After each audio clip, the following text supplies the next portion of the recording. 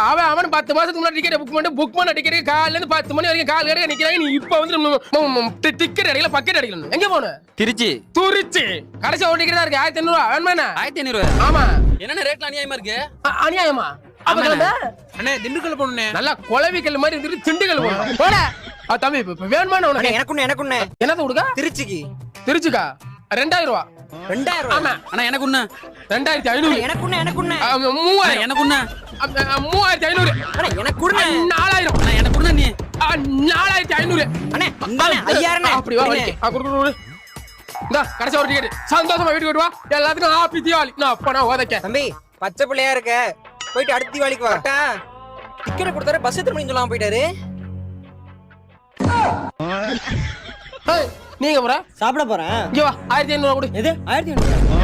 எத்தனை காலம் தான் ஏமாற்றுவார் இந்த நாட்டிலே.